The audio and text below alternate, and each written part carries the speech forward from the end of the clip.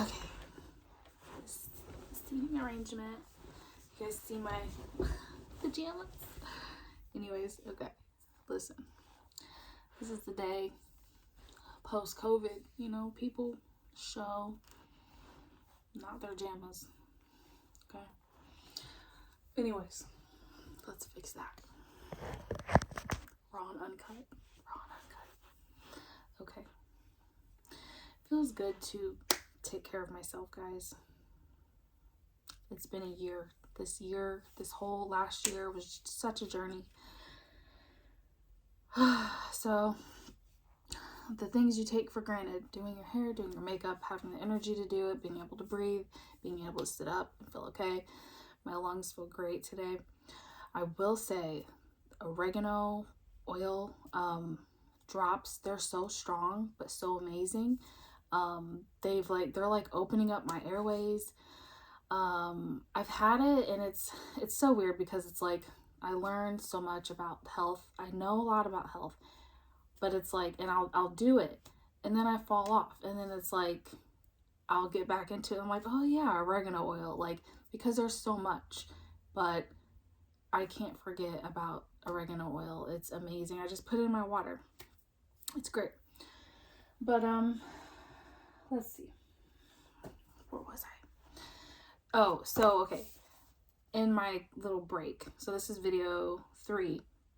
I went and looked up the words to the song I was talking about. The one that I started singing one day, Break My Heart by Toni Braxton.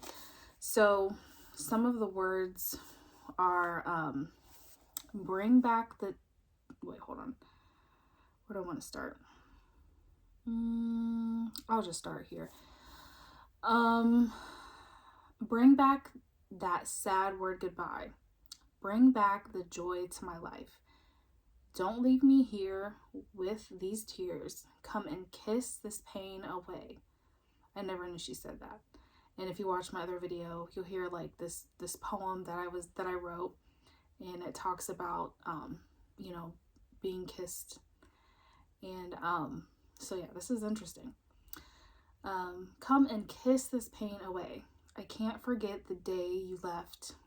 Time is so unkind. And I also have been talking about time. I didn't know that was in here. Time is so unkind. Life is so cruel without you here beside me. Unbreak my heart, sweet darling. Without you, I just can't go on. And I think that is so beautiful because, so as I think about it now, like I was saying in the other video 2, I didn't have like a broken heart per se. Like I was fine, like, but I think really it's just like, because what I ended up doing was, you know, listening to worship music that's like love music to God, and it's just singing about his longing to be with him, to feel him, to touch him, to know him. And I'll try to link it below, like I said in the other video, and it's in my music playlist. I'll even try to update that.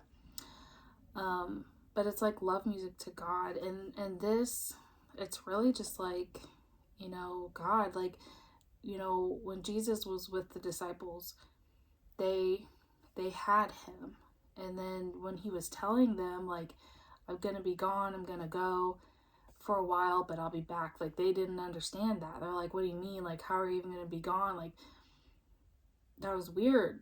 And you know, what I've been feeling is like, you know, we can seek God and, you know, feel his presence and he's with us, but it's like life goes on and we still have to like live in this world.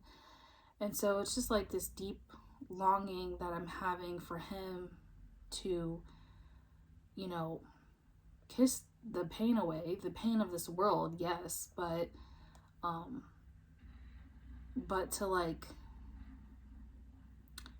bring back that sad word goodbye. Like, don't leave me here. Like, come and kiss this pain away. Like, And it's so interesting because I made a little video. So I have this Instagram page. It's my writer's page / life coach page that I've been developing. And I literally just posted a video, and it was like, because I was driving this morning, and so I was like, I have to write a poem.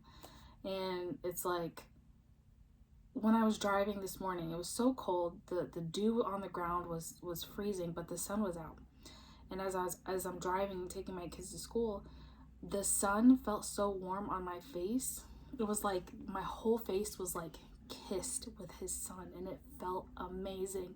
And I knew it was him, and I felt like he brought the Florida sun to the Midwest in the cold, just to be with me, to kiss me, to kiss this pain away, bring back the joy. And you know, I've didn't even really put all that together till literally right now, just now. And the Lord is so amazing and so beautiful in how he does things. But you know, these love songs to him are just, you know, I don't even know where I'm going with this, but let me just like move on.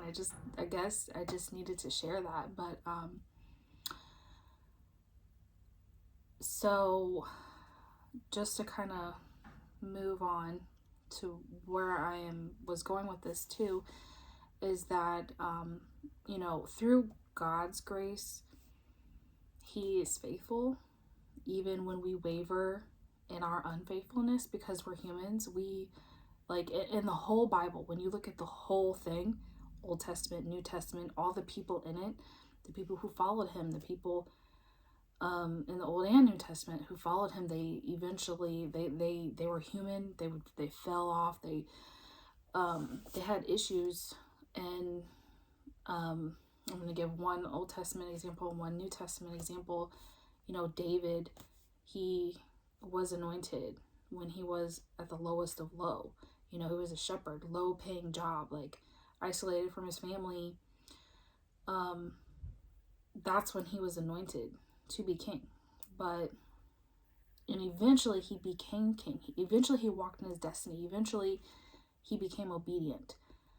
And then he fell into sin. Okay, it's not excusable, but it shows his humanness. But he repented right away, and that is the beauty of David, is that he literally repented. He mourned and grieved over his sin, but then he moved on. And the sad thing is, some people don't do that. They don't recognize their sin. They just say, oh, I am this and I am that, and I can do no wrong. But that's not true. We can be unfaithful. There are levels, though, to, like, you know, when we learn, like with David, he eventually, you know, yeah, he murdered Uriah because he wanted his wife. Like, that's another fall that he did. But eventually David learned through trial and error, you know, sanctification, and he leveled up. He got better on his journey with God, and he walked in obedience. He walked in mercy. He was very merciful towards Saul. You know, when he could have killed Saul, he only cut off the end of his garment. And if we look at the New Testament, was it Peter? Peter betrayed Jesus three times. But before that, he was like, Lord, like, I would never betray you. And in his heart, he didn't want to, but he was human. But that, him betraying Jesus, it caused him deep sorrow. He mourned it. He repented. He was sorry right away.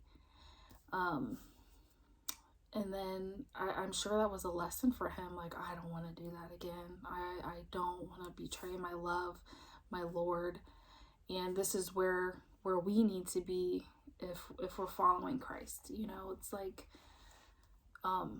if you think that you're so faithful to him and you haven't repented, you know, and mourned sin, then you gotta step back and take a look. at the truth. But, so I wrote down, if we deem ourselves faithful, we are deceived. The Bible's full of foolish humans who waver and eventually come to the end of themselves. We do noble things, and I put AKA Esther, because, Queen Esther in the Old Testament, she did do noble things.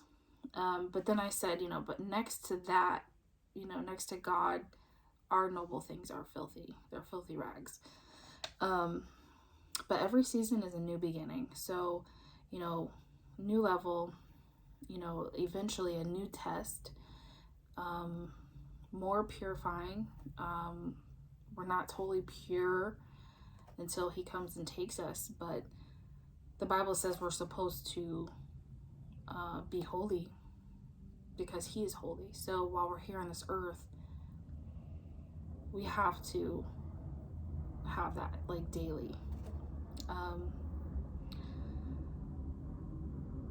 And God is always working in our weakness, so but I want to get into the nitty-gritty of some things where the Lord was showing me things, and I can't remember exactly, but oh my goodness. So I was reading the word and I somehow came across hypocrisy, and I saw it, and it was just one of those things that stuck out to me, and I was like, oh. And then I was just like, okay. And then I was reading something else. I think it was on my phone, in the Bible on my phone or something. I don't know. But then hypocrisy came up again. And I was like, oh, Lord, okay. I was like, God, what's going on? Like, what am I doing? And so that night I went to sleep. I prayed. I repented. I was just like, okay, Lord, like, I'm so sorry. Like, help me through this. Help me. I don't know. I thought it was okay. And it's like, okay, for a season, maybe that was okay, but there's a new level, and I need you to, and I'll give you an example of that. So, when you have your first kid, second kid, they're kind of like trial and error, right? And then you become like a pro, the more kids you have. But so with my oldest daughter and my second oldest, I have my story on here. What do I have it in? I think it's in my healing series, but where I was abusive towards my children verbally, and I had like the spirit of rage, and I got delivered from that, we'll just say like 5 years ago. But and I didn't know, I did not, like, I used to say, Lord, help me, like, I'm a Christian, why does this keep happening? It was like a cycle, and I couldn't control it. And so, but then, like, I was obedient, and I got delivered and set free from the spirit of rage and fear, and that was amazing. But I have that testimony somewhere. I'll try to link it eventually. Let's see. So in raising my older two, I did rage at my oldest one a lot. And I've apologized many times for that. I repented, talked to her about it. We've gone through this healing stuff, as a family too. So, anyways, but now, or throughout these last 5 years, it's like, okay, I won't rage, but I'll yell and get a little hot-headed, but it's not the rage that I used to have. Like, it was like heavy on me. I don't have that anymore, and I can control this. I couldn't control that. And so, like, the other night, when there was stuff going on in my house, if you watch the first video of this series, there was a lot going on, spiritual warfare going on in my house. And so my daughter she was being disrespectful, like, honestly. And I'm just like, no, you're not going to do that. But I was kind of going toe to toe with her, but I wasn't raging. And it was just like, how was I doing it? She would say something, okay, like back in the day, like, you don't give a face, you don't give a talk back, you don't give a, no. And then, no, You don't talk back. You don't give me a face, you rebellious child. So I'm like, she's giving me this like lip, and she's the lippy one, um, justifying what she's doing. And I'm like, stop it now. And it wasn't even that harsh. Like, I'm still trying to figure out, like, I know the Lord wants me to just change how I deal with that, but that's, so what I'm saying is there's new levels. Like, don't be so quick to and not to say that what people did back in the day was totally wrong, because like, no, I feel like, and I know kids, people, they need to learn how to respect their elders. But that night, like, the Lord still was dealing with me. Like, there's still a better way. Now you need to level up. You gotta level up. So, where am I going with that? Oh, so I'm like, okay, everything isn't for everyone. That might be okay for Susie over there or Shaniqua over there to fuss in that way, but for you right now, like, I need you to do something different. I'm like, okay, that's great. It was okay for a season, but no, let's move on. And so I prayed and I said, okay, God, this hypocrisy thing, like, you need to deal with me. Like, I don't want to be one of those. And you've never showed me that I was. I mean, like, maybe like back in the day, like, yeah, because I was like in religion for a little bit. But it's like, I'm like, okay, God, why are you showing me this? And so the next day, in Bible study, I ended up going to Isaiah. Man, it tore me up. I started bawling my eyes out. And I think like what I was feeling was like the heart of God. And it was beautiful and amazing. And but what I want to get at is that the Lord wants us, and he wanted me to give a message of, he needs us to be, he wants us to be faithful to him. And I did have a dream that night. And, let's see. Like, where do I want to go with this? James 1, 23 to 27. James 1, 23 to 27. So, James 1, 23 to 27. James 1, 23. Oh, man. Where is James in this Bible? There it is. All right, James 1, 23 to 27. For if any be a hearer. Okay, so I had a dream. I'm not going to say it all, but it was basically a mirror. Okay, mirror. Like, imagine looking in a mirror. For if any be a hearer of the word and not a doer, he is like unto a man beholding his natural face in glass, or a mirror, looking into a mirror. For he beholdeth himself, so he looks at himself, and he goes away. And straightway he forgets what manner of man he was. So he forgets what it looks like. But those who looketh into the perfect law of liberty. So I have never read this from here. This is actually really cool.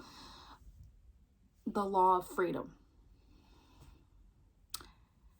But whoso looketh into the perfect law of freedom, basically liberty, and continueth therein, he being not a forgetful hearer, but a doer of the work, this man shall be blessed in his deed. This is really flowing through. I've never read this version. If you look into the perfect law of freedom and continue in the freedom that Christ has given you, if he's given you freedom, if he hasn't, seek him with your whole heart. If you look into the perfect law of freedom, perfect. So God is perfect in his ways. and he gives people freedom. If you continue in that and don't forget what you've heard, what you've learned, that you've been set free, and you become a doer of the work, yes, we must do. Faith without works is dead. This man shall be blessed in his deed. That is amazing. That is amazing. I love how God is putting this together. Let me continue to 26 and 27. If any man among you seem to be religious and bridleth not his tongue, you don't hold back your tongue, if you don't use self-control. And let me tell you, you guys, before I ever speak on anything, I work with God on myself. Like I showed you before, like I told you my story. Like I'm not about to be preaching and telling anybody anything unless me and God has sat and God has dealt with my heart. Okay? I take the log out of my own eye first. As much as I can, because obviously I'm a flawed human. So if I'm preaching something and I mess up, I go to God and I repent. It's a repentant lifestyle. And then try not to do these same things again by God's grace. So if you don't bridle your tongue, you deceive your own heart. This man's religion is in vain.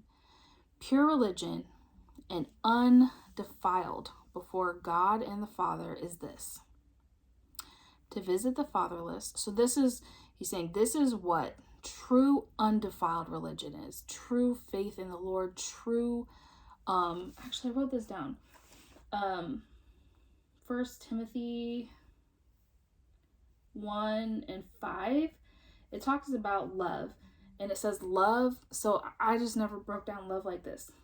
We're supposed to have love that comes from a pure heart, not just love. It has to come from a pure heart, pure intentions, and a good conscience, which means your conscience needs to be clear. Only God can do that. You can't clear your own conscience on your own. And sincere faith. So pure religion and undefiled before God and the Father is this. This is what this is: to visit the fatherless and the widows in their affliction, and to keep himself unspotted from the world. You guys, this is serious. People think that God is so soft. And then others think God is so hard and harsh. But I tell you the truth, he's both. And we can't, dismiss one. We can't go from one extreme to the other. We have to understand that he's both. And he does expect us to live a certain way, but at the same time, it's not like through our own doing. You know what I mean? It's like with him.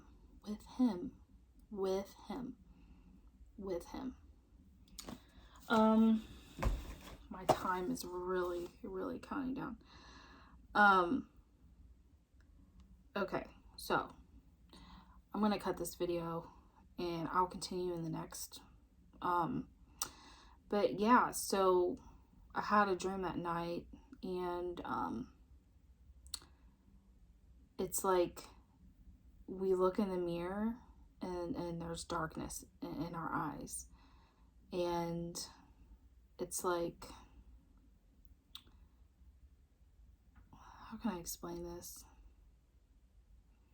Basically, if we look in the mirror, we need to make sure that we don't forget what we are, and we're honest with, what the Lord is trying to tell us, because he's the one that we have relationship with, that is the one who can tell us the truth. Like, it's not always going to be peaches and roses. It's going to be hard. It's going to be, he's a friend. He's going to be honest. He wants to express the truth to us. We just have to be willing to listen. So anyways, check out video 4 that I'm gonna post soon, that I'm gonna record soon.